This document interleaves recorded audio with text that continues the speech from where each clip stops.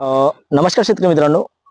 मी रितेश मस्करे, कृषी मित्र रितेश या युट्यूब चॅनलमध्ये आपलं स्वागत करतो. शेतकरी मित्रांनो, तुम्ही जे हे बघत आहे हे आहे रब्बी तुरीचा प्लॉट आहे. निलेश भाऊ गावकार राहणार सुकळीबाई, तालुका सेलू, जिल्हा वर्धा यांचा प्लॉट आहे.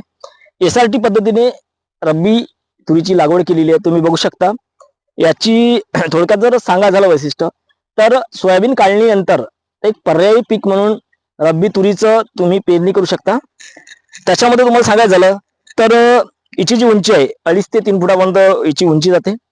त्यानंतर ही व्हरायटी आहे गुंटूर विद्यापीठानं डेव्हलप केलेली व्हरायटी आहे. अर्जुन 001 या नावाने येते. आणि आणखी एक व्हरायटी दुसरी 2 व्हरायटी आहे. याचं जे वैशिष्ट्य आहे तर हे तुम्ही बघू शकता. पिवळ्या रंगाचं फुल आहे आणि शेंगा ज्या आहे याच्या, शेतकरी मित्रांनो 4 आणि 5 दाणी शेंगा याच्यामध्ये तुम्हाला पाहायला मिळतात.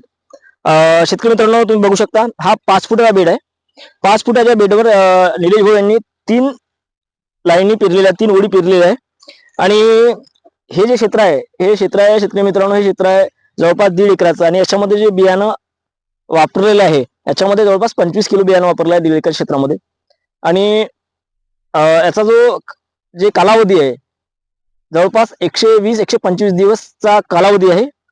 आणि याचं जे उत्पन्न गेलं आहे मागील वर्षी, तर मागील वर्षी याचं उत्पन्न 8 क्विंटल पासून तर 10 क्विंटल पर्यंत गेलेलं आहे. तर शेतकऱ्यांना हा रब्बी तूर पर्यायी पीक म्हणून लावायला काही हरकत नाही. शेतकरी मित्रांनो, आपण पुढे पण याचं उत्पादन किती निघेल, सध्या ही तूर शेवऱ्यावर आलेली आहे आणि फुलावस्थेमध्ये आहे. तर पुढे पण आपण याचं जे आहे मार्गदर्शन आपण म्हणजे माहिती आहे शेतकऱ्यांना पुरवत जाऊ. ठीक आहे. धन्यवाद शेतकरी मित्र.